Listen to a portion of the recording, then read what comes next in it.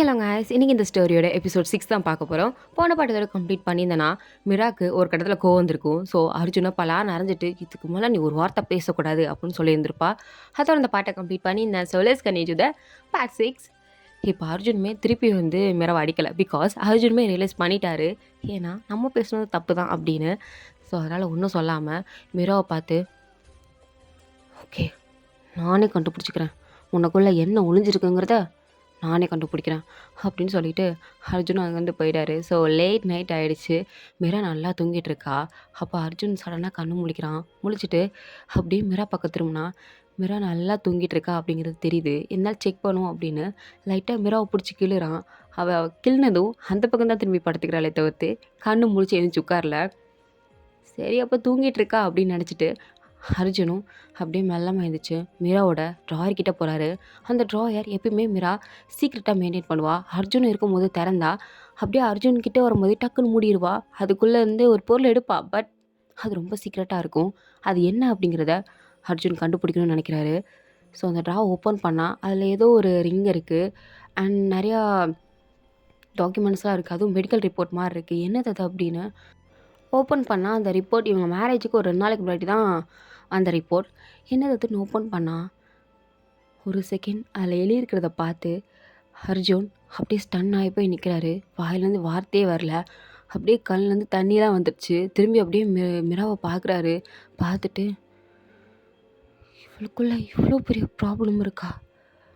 அப்போ மிரா இன்னும் கொஞ்ச நாளில் செத்துருவாளா அப்படின்னு அர்ஜுன் அந்த ரிப்போர்ட்டை பார்த்து அவ்வளோ ஷாக்கிங்காக இருக்கார். அதை பார்த்ததுலேருந்து நைட்டு ஃபுல்லாக அர்ஜுனுக்கு தூக்கமே வரல. அப்படியே தூங்காமே உட்காந்துருக்காரு. மிராவும் கண்ணு முழிச்சிட்டா. முழிச்சு அவள் பாடிக்கு எழுந்துச்சி ரெஸ்ட் ரூம் போயிட்டு ஃப்ரெஷ்ஷப் ஆகிட்டு வரா. அர்ஜுனை பார்க்குறா. அவளோட கண் ஃபுல்லாக வீங்கி போயிருக்கு. நைட்டு ஃபுல்லாக தூங்கலை அப்படிங்கிறது அவளுக்கு தெரியுது. பட் என்ன ஏதுன்னு கேட்கல. அவள் கம்ப்ளீட்டாக அர்ஜுனை அவாய்ட் பண்ணிவிட்டு அவள் வேலையை அவள் பாட்டுக்கு பார்த்துட்ருக்கா. அப்போ அர்ஜுனும் வெளியே போயிட்டாரு. அப்போது மிரா அர்ஜுன் வெளியே போயிட்டான்னு நினச்சேன். அந்த டேப்லெட்ஸ் எடுத்து சாப்பிட்லாம் அப்படின்னு அந்த ட்ராயரை ஓப்பன் பண்ணி டேப்லெட்ஸ் எடுத்துகிட்ருக்கா. அப்போ ஸ்லோவாக அர்ஜுன் ரூம்குள்ளே என்ட்ரு ஆகுறாரு. மிரா அப்படின்னு கூப்பிட்டதும் மிரா அப்படியே ஷாக்காகி திரும்பி பார்க்குறா. என்ன அப்படின்ன மாதிரி ஒரு பார்வையில் பார்க்கும்போது, நீ ரீசண்டாக டாக்டரை போய் பார்த்தியா?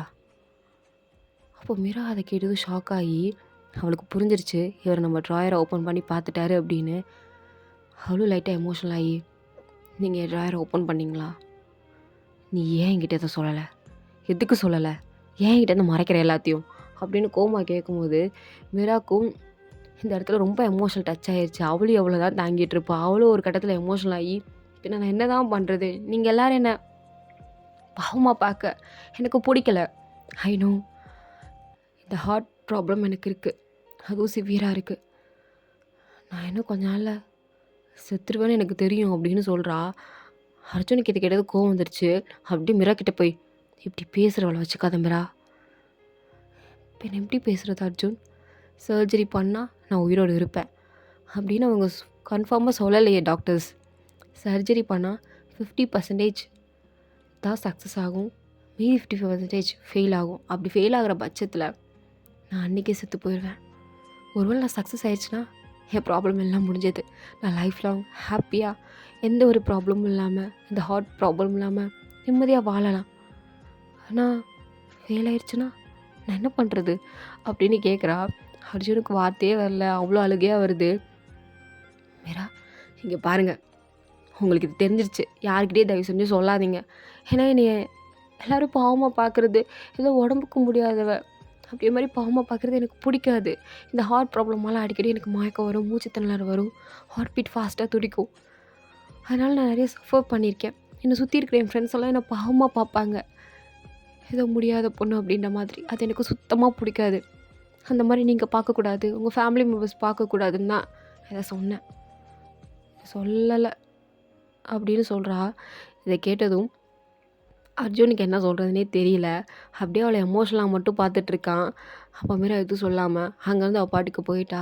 அர்ஜுன் அப்போ திங்க் பண்ணுறான், இவளுக்கு எப்படியாவது சர்ஜரி பண்ணி 100% சக்ஸஸ் ஆகணும் அப்படின்னு. அர்ஜுன் ஏதோ தனியாக பிளான் பண்ணிகிட்ருக்கான். அவனுக்கு தெரிஞ்ச டாக்டர்ஸ் எல்லாருக்கிட்டையுமே ஃபோன் பண்ணி இதை பற்றி அனலைஸ் பண்ணி கேட்கும்போது, அவங்க சர்ஜரி பண்ணால் தான் அவங்க உயிரோடு இருப்பாங்க. பட் ஒரு வேளை அது ஃபெயில் ஆயிடுச்சுன்னா டோட்டல் க்ளோஸ் அப்படின்னு சொன்னதும், அர்ஜுனுக்கு என்ன சொல்றதுன்னும் தெரியல, என்ன பண்ணுறதுன்னும் புரியல. அப்படியே மண்டை கொடச்சலா இருக்கு. சேம் டைம் மிராவ நெனச்சு அவருக்கு ரொம்ப கஷ்டமாவும் இருக்கு. இங்க கீழ ஃபேமிலி எல்லாரும் ஏதோ ஃபங்ஷன் இருக்குன்னு சொல்லிட்டு எல்லாரும் கிளம்பிட்டாங்க. ஸோ, இப்போ வீட்ல யாருமே இல்ல. மிரா மட்டும் தான் தனியா இருக்கா. அப்போன்னு பார்த்து மிராக்கு லைட்டா ஒரு மாரி மூச்சுலாம் வாங்க ஆரம்பிக்குது. அவளும் ஜன்னல்லாம் திறந்து வைக்கிறா. காத்தெல்லாம் அடிக்குது. இருந்தாலும் அவளுக்கு ஒரு மாரி முடியல. ஏன்னா, அவ டேப்லெட் போடணும்னு தான் போயிருந்திருப்பா. பட் அர்ஜுன் வந்து பேசினதில அவ டேப்லெட் போட மறந்திருந்திருப்பா. அப்படியே வச்சிருந்திருப்பா. ஸோ, அதனால அவளுக்கு லைட்டா ஒரு மாதிரி தலையெல்லாம் சுத்துது. ஒரு மாரி மூச்செல்லாம் வாங்குது.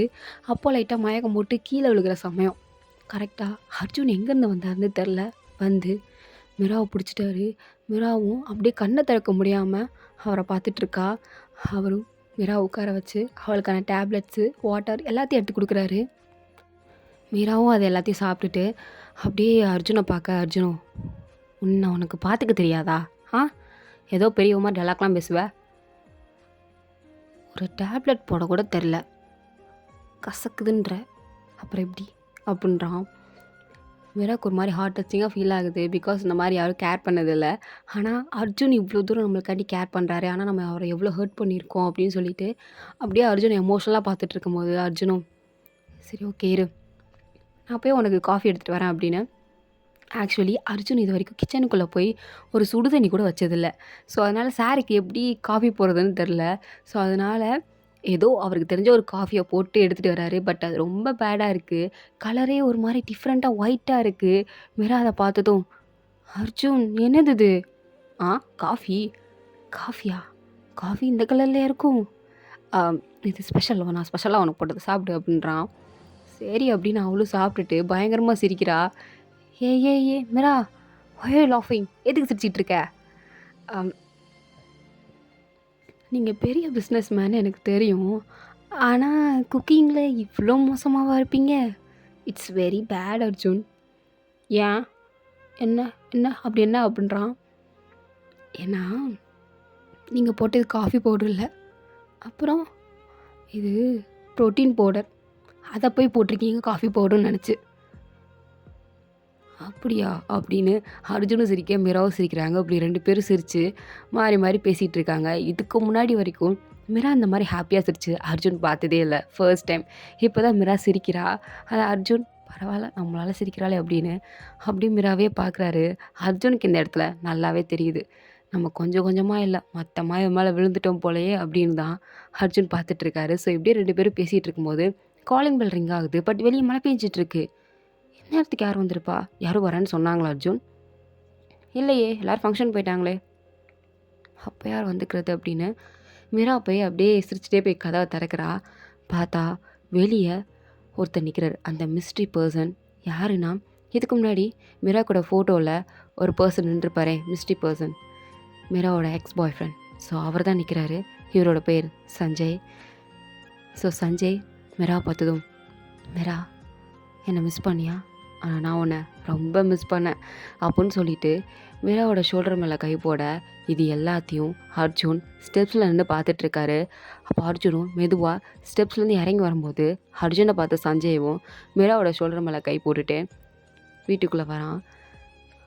அப்போ அர்ஜுனா, "யார் நீங்கள்?" ஹாய் அர்ஜுன், உங்களுக்கு என்னை பற்றி தெரியாதுல்ல? அண்ட் உங்கள் ஒய்ஃப் மீரா எல்லா விஷயத்தையும் உங்ககிட்ட சொல்லிட்டாளா? இல்லை உங்களுக்கு உண்மையாக இருக்காளா?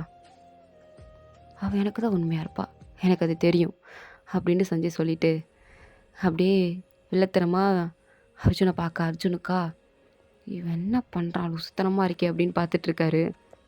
லிசன், எனக்கு நீ யாரெல்லாம் தெரியாது, பட் என் ஒய்ஃப் மேலேருந்து கையெடு. என்னது ஓ ஒய்ஃபா? உனக்கு இவளை பற்றி என்ன தெரியும்? சொல்லு மீரா, இவனுக்கு உன்னை பற்றியெல்லாம் தெரியுமா? தெரியாதுல்ல, எனக்கு தான் உன்னை பற்றியெல்லாம் தெரியும். இங்கே பாரு Arjun, stay away from Meera, okay? அதை சொல்ல நீ யார் அப்படின்னு அர்ஜுனுக்கும் சஞ்சய்க்கும் சண்டை வரப்போ மீராவுக்கு ஒன்றும் புரியல. ஒரு மாதிரி கடுப்பில் தான் நின்றுட்டுருக்கா. என்ன சொல்லன்னு வேறு தெரில, எமோஷ்னலாக வேறு இருக்குது, சேம் டைம் பயமாக வேறு இருக்குது. ஸோ அப்படியே நிற்கும்போது அர்ஜுன் மிராவே தான் பார்க்குறான், ஏதாவது சொல்லுவோம் அப்படின்னு. பட் மிரா ஒன்றுமே சொல்ல, அப்படியே கண்ணை மூடி ரொம்ப பெயின்ஃபுல்லாக ஃபீல் பண்ணுறா. அர்ஜுனை எக்ஸ்பெக்ட் பண்ணுறாரு மீரா ஏதாவது சொல்லுவா அப்படின்னு. பட் மீரா எதுவும் சொல்லலை. அப்போ சஞ்சயா, லிசன் அர்ஜுன், ரொம்ப ஓவராக பண்ணாத. நீ ஜஸ்ட் ஒரு கான்ட்ராக்ட் ஹஸ்பண்ட் தான், ஓகேவா? அது ஒன்றும் ரியல் கிடையாது, fake, totally fake and just dealing. நீ தானே சொன்ன காதல் கீதல் ஏதோ உண்மை இல்லை, நான் மொத்தமாக பெண்களையும் நம்புறதில்ல, இது ஜஸ்ட் லீடிங்னு சொன்னில்ல? இல்லை மீரா, அப்படி தான் நீ என்கிட்ட சொன்ன அப்படின்னு சஞ்சய் மீராவை பார்த்து கேட்க, மீரா அவ்வளோதான் ஃபுல்லாக அப்படியே டேமேஜ் ஆகிட்டா. ஒரு மாதிரி அர்ஜுனை பார்க்க முடியாமல் நின்றுட்டு இருக்கும் போது அர்ஜுனுக்கு அப்படியே ஷாக் ஆயிடுச்சு. இதை போய் சொல்லிட்டாளா அப்படின்னு ஒரு மாதிரி வெக்ஸ் ஆகி போய் தான் நிற்கிறான். பட் அவன் இதுக்கு மேலே ஒரு ட்விஸ்ட்டை கொடுக்குறான். பட் அர்ஜுன், நீ ஜஸ்ட் ஒரு ஃபேக் தான், நான் ரியல் அப்படின்னு மிரா கிட்ட வந்து மிராவோட ஷோல்டர் மேலே கையை போட்டு அவளை கிட்ட இழுத்துட்டு, பிகாஸ் எனக்கும் அவளுக்கும் என்கேஜ்மெண்ட் ஆகிடுச்சு, ஷீஸ் மை ஃபியான்சி, உங்கள் கான்ட்ராக்ட் கம்ப்ளீட் ஆனதும் நானும் மிராவும் மேரேஜ் பண்ணிக்க போகிறோம், ஓகேவா அப்படின்னு சொல்கிறான். இதை கேட்டதும் அர்ஜுனுக்கு ரொம்ப ஒரு மாதிரி, அதனால் முடியல, இதுக்கு மேலே என்ன சொல்கிறதுன்னு தெரியாமல் அங்கேருந்து எதுவுமே பேசாமல் அப்படியே சைலண்ட்டாக மேலே டெரஸ்க்கு போயிட்டான்.